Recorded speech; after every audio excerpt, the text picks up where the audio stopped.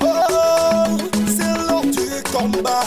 Africa, libéré, libéré, libéré. Libéré, libéré, libéré. Africa, libéré, libéré, libéré. Africa, libéré, libéré, libéré. Africa, libéré, libéré, libéré. Africa, libéré, libéré, libéré. Africa, libéré, libéré, libéré. Africa. Vous dites que l'Africain n'est pas entré dans l'histoire, mais qu'est-ce que vous foutez dans l'Afrique? Vous nous maltraitez, vous nous jetez à la porte, mais qu'est-ce que vous venez faire dans chez nous? Libérez, libérez Africa, libérez, libérez maintenant. Pliez vos bagages et partez. L'Afrique a besoin du repos. Libérez, libérez Africa, libérez, libérez, partez.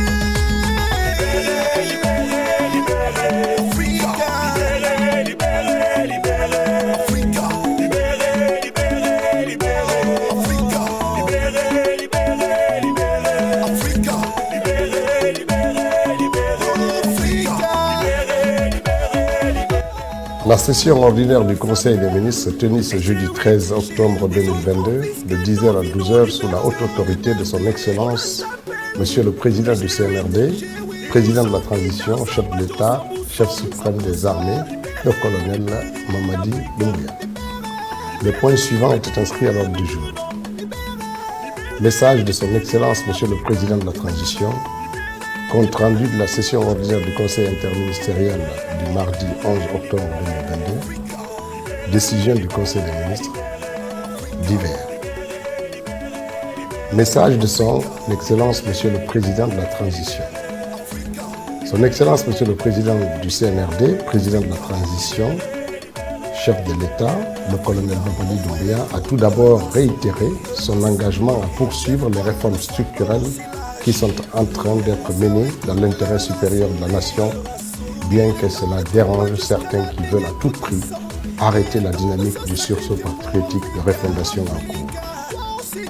En outre, le chef de l'État a rassuré que notre pays respectera tous ses engagements, à la fois envers ses partenaires et avec ses investisseurs évoluant dans le domaine des mines.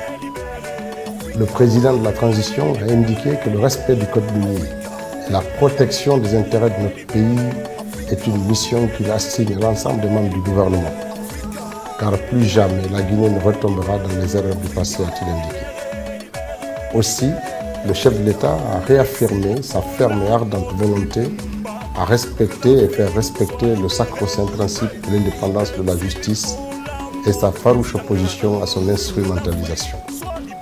Il a saisi cette occasion pour inviter l'ensemble des membres du gouvernement et particulièrement le ministre de la Justice, garde des Sceaux, à veiller scrupuleusement au respect de ces valeurs.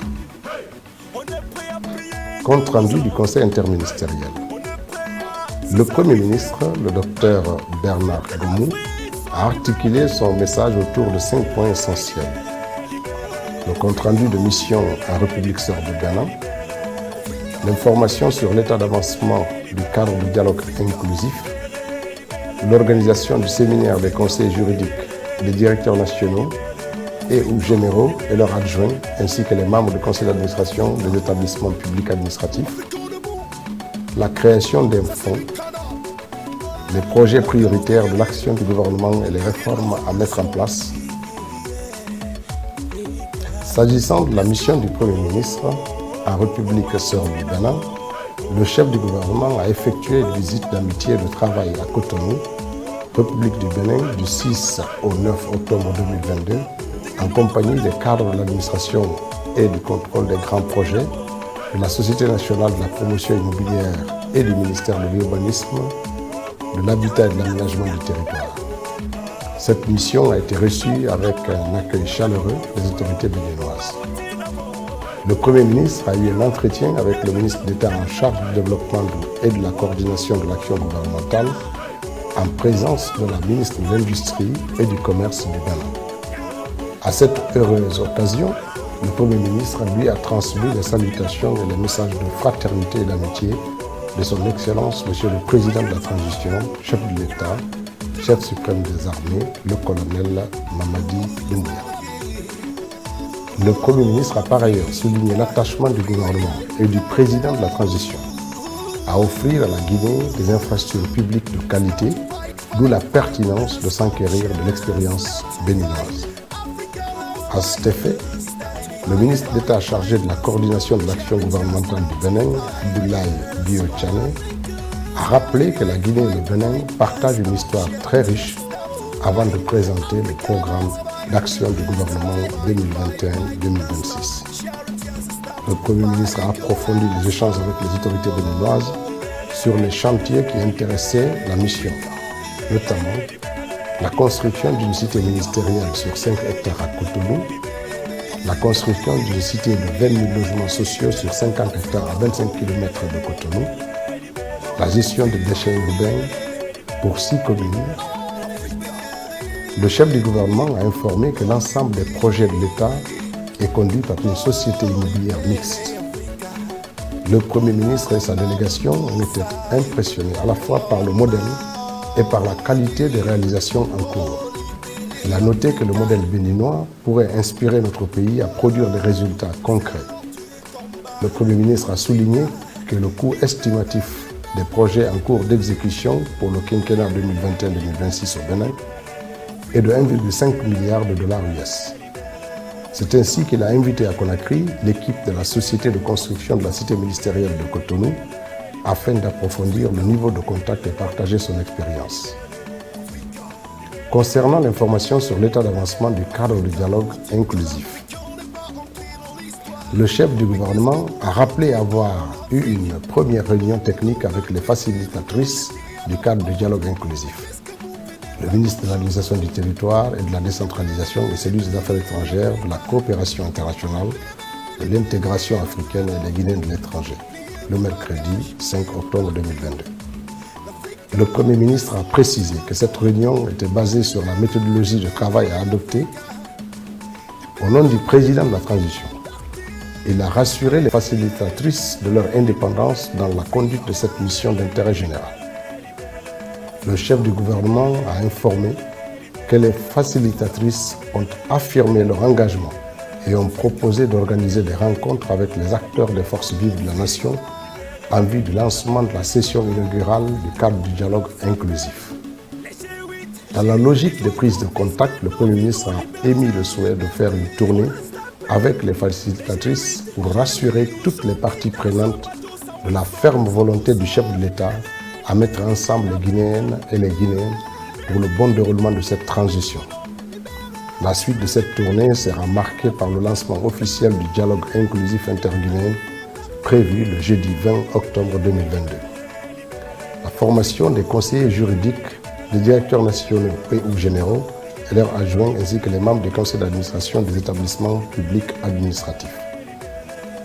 Le chef du gouvernement a informé qu'il est prévu dans le cadre de la continuité du renforcement de la capacité des acteurs de l'administration publique une série de formations des conseillers juridiques des départements ministériels, des directeurs nationaux et ou généraux et leurs adjoints, des membres des conseils d'administration des établissements publics administratifs sur la gouvernance des organismes publics.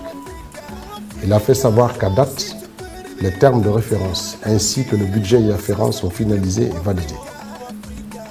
Le Premier ministre a rassuré dans ce sens que M. le ministre secrétaire général du gouvernement a été invité à prendre toutes les dispositions pour la tenue effective du dit séminaire. Sur le point relatif à la création d'un fonds, le chef de gouvernement a fait savoir que la création de ce fonds sera au service de l'intérêt général et du développement économique du pays. Le Premier ministre a informé que la Guinée dispose d'un instrument efficace, à l'espèce la Banque nationale d'investissement de Guinée, qui orientera l'économie et permettra de lever des fonds publics. Au titre des communications, la ministre de l'Environnement et du Développement durable a fait une communication relative aux dispositions envisagées pour la reprise d'une exploitation forestière responsable et sécurisée en République de Guinée. Elle a rappelé que face à l'exploitation abusive du bois entraînant ainsi la destruction des habitats fauniques, la dégradation des têtes de sources, l'ensablement et l'assèchement des cours d'eau, l'augmentation de la température, le ministère en charge de l'environnement avait procédé en juin 2021 à l'interdiction de la coupe et du transport de bois sur toute l'étendue du territoire national jusqu'à nouvel ordre. Décision. Le Conseil a décidé de lever l'interdiction de la coupe du bois pour une année pour satisfaire les besoins locaux en bois. Cette levée doit être encadrée selon les critères suivants. La réduction du nombre de scies tronçonneuses agréées de 6 à 2, la réduction des quotas mensuels de coupe au niveau national de 20 391 m3 à 8 208 m3, la réduction du nombre d'exploitants agréés de bois de 83 à 72, l'élaboration des cahiers de charges précisant les obligations contractuelles de l'exploitant agréé de bois, la réduction du nombre de postes de contrôle de 63 à 23. Le Conseil a aussi décidé d'interdire formellement l'exportation du bois guinéen, quel que soit le type de bois et la forme. De mettre la ministre du Commerce, de l'Industrie et des petites et moyennes entreprises à contribution pour faire la promotion des charpentes métalliques dans les constructions au profit de celles en bois. De réfléchir en collaboration avec les ministères en charge de l'éducation sur les mesures permettant de trouver une alternative dans l'utilisation du charbon et du bois, notamment par le biogaz. De mettre en œuvre une politique d'utilisation du gaz à la place du charbon et du bois de chauffe. De procéder dans un premier temps à faire la pédagogie et la sensibilisation sur la loi FRIA qui exigeait qu'un arbre soit planté à chaque événement social, notamment lors des naissances, des mariages et des décès. Au titre des divers, le ministre directeur du cabinet de la présidence a félicité le Premier ministre chef du gouvernement pour les résultats obtenus lors de sa visite au Bénin. Madame la ministre de l'Enseignement supérieur, de la Recherche et de l'Innovation a porté à l'attention du Conseil sur la prochaine visite d'amitié et de travail de son homologue du Mali, prévue du 16 au 19 octobre 2022.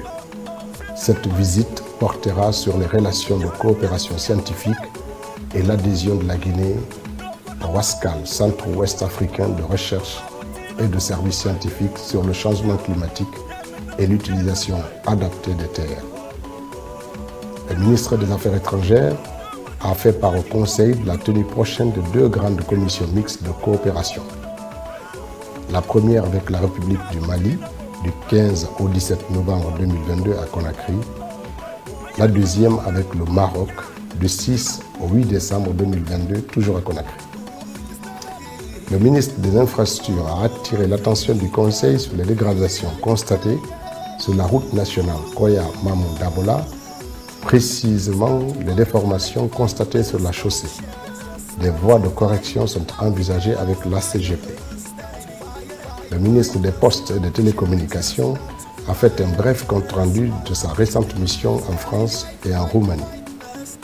Enfin, l'administrateur général des grands projets a fait une présentation en conseil interministériel sur la situation de l'ensemble des projets routiers dans le pays. Il a formulé une requête de mobilisation des ressources pour effectuer des travaux d'études. Il lui a été suggéré d'approfondir et d'élargir la présentation à l'ensemble des projets publics.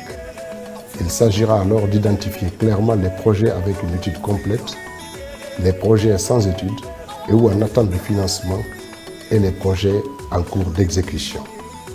Conakry, le 13 octobre 2022, le Conseil des ministres.